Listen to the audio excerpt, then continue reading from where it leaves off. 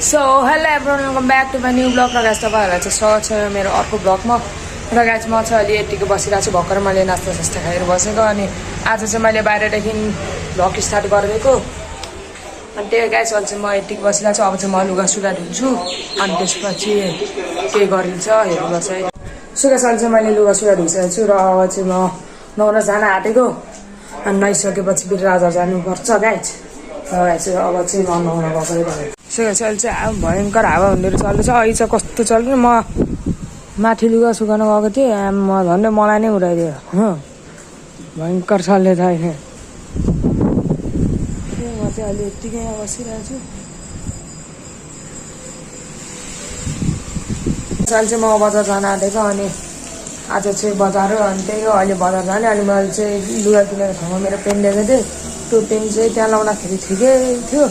यहाँ घरमा लाएर बसेर म टाइट भएर गाह्रो भएर अनि त्यो पेन चाहिँ मैले के भन्छ साटिसकेको छु। अब चाहिँ अर्को पेन लान्छु।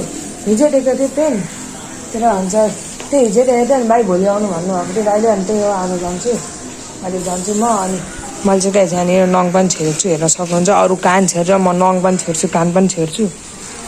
मैले नङ छेरिसकेको छु। अघिदेखि चाहिँ म सुतिरहेको थिएँ, सुतेको थिएँ, मोबाइल चलाइआयो, काम थिएन। आज चाहिँ गणेशहरूको पनि गएन, म काहीँ पनि गएन, घरको घरमै भयो यति। अनि हाम्रो घरमा फुलहरू हेर्न सक्नुहुन्छ तपाईँहरू, फुलको बगानै छ। एउटा सिनेमेटिक चेक गरेर आइरहेको छ तपाईँहरू। अब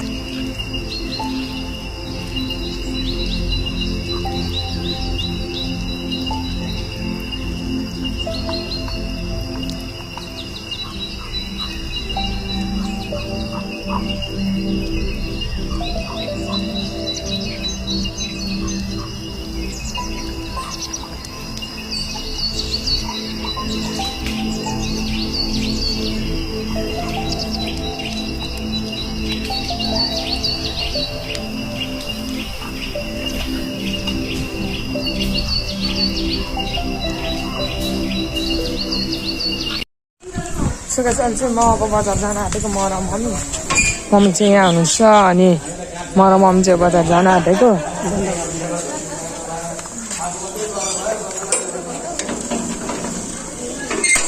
G900 हाम्रो गाउँमा नि G900 छ है, G900।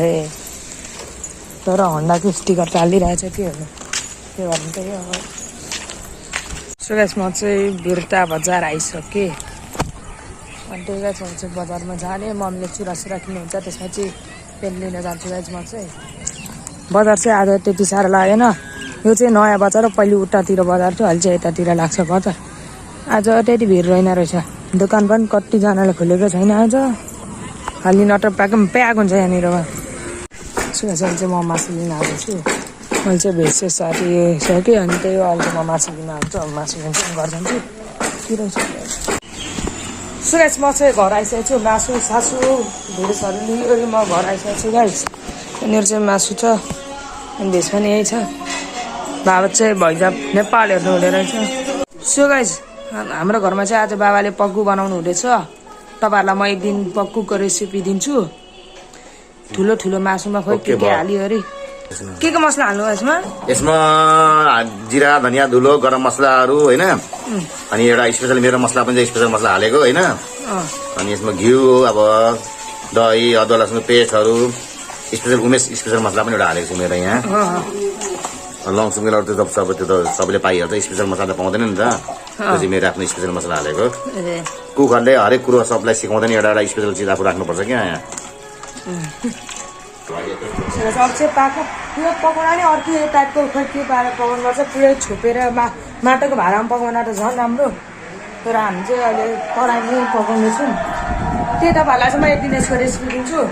कतिले त नाम पनि फर्स्ट टाइम सुनेको होला पक्कु भन्दै, मलाई पनि फर्स्ट सुन्दा खाएको मिठो हुन्छ मासु त, दामी हुन्छ, दही के हालेर हिँड्दै।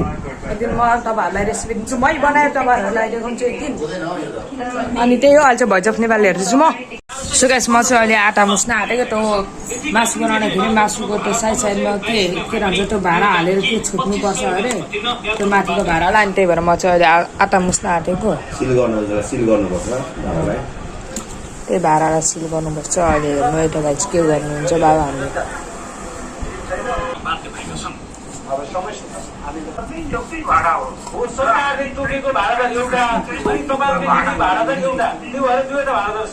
जाँटा चाहिँ मैले मुसिसकेँ यो यस्तै खालको मुस्नुपर्छ अनि के भन्छ थोरै मात्रै हो यो खालि छोप्न लागे अनि के भन्छ अब यसलाई लामो यत्रो साँप जस्तै पार्नुपर्छ त्यो पारिहाल्दैछु गाइस अनि त्यसपछि भेटौँ त गाइस बाबाले चाहिँ यसमा मासु हालिसक्नुभयो सेटअप गर्छ अब यो छोपिवरि अनि यसको साइड साइडमा यस्तो साइड साइडतिर लाउने अरे यो आटा म चाहिँ यहाँनिर बनाउने छु यसको यो पक्कुमा चाहिँ सिल्भर पेपर साइड साइडमा गरेर अनि यो आटा लाउनुपर्छ यो आटाले हल्का निस्किने सम्भावना हुन्छ ग्यास चाहिँ जानु भएन यसको भित्र र अब सिल्भर पेपर लाउने अनि त्यसपछि यो गर्नु सिल्भर पेपर चाहिँ लगाइसक्यौँ अब छोपिवरि अब यहाँ आटाको यो लाउने यसमा गाई चाहिँ यहाँ चाहिँ हालिसकेँ मैले यो कभर गरिसकेँ तपाईँहरूले गाई यसलाई दाउरामा पकाउनु भने झन् राम्रो हामीसँग चाहिँ अहिले दाउरा छैन यहाँनिर अब चाहिँ मामला गएको बेला दाउरामा बनाउँदाखेरि तपाईँहरूलाई म देखाउँछु अनि अहिले चाहिँ हामी ग्यासमा भयो आगो चाहिँ पुरै सानो पार्नुपर्छ जति सानो पार्न सक्दैन त्यति राम्रो यो चाहिँ पुरै सिल हुनुपर्छ ग्यास चाहिँ निस्किनु भएन गाई त्यसको भित्र र नत्र पग्गु बन्दैन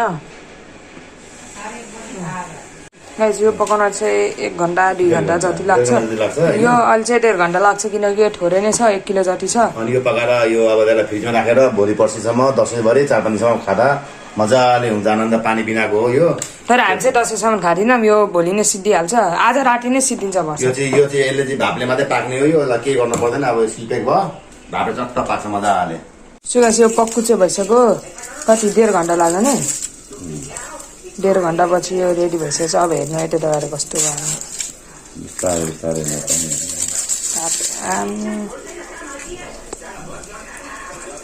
यसलाई बर्थडेको केक जसरी काट्नु पर्यो तपाईँहरूलाई चाहिँ म एक दिन फुल रेसिपी दिन्छु यसको म त्यो दिन फुड भ्लगरमा दिइरहेको छु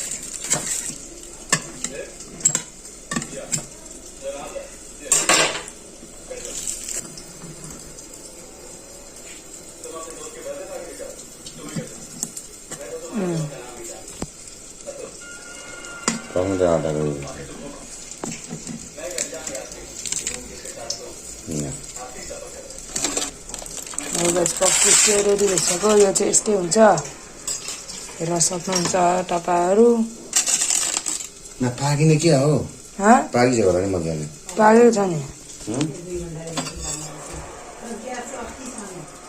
ए पाकेको छ नि पुरै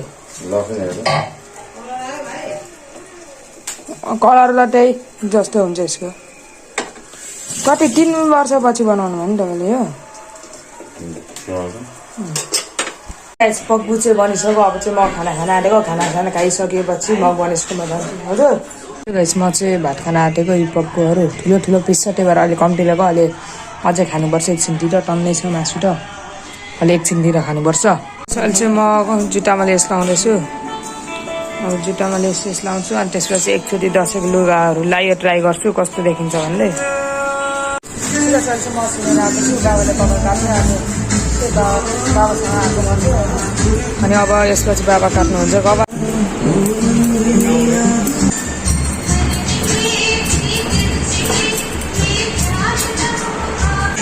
गाइस बाबाले चाहिँ कपाल काटिसक्नुभयो गाइस अब चाहिँ म घरमा आएको सो गाइस अहिले चाहिँ म घर आइसकेको छु अब म भ्लगिङ गर्छु एकछिनमा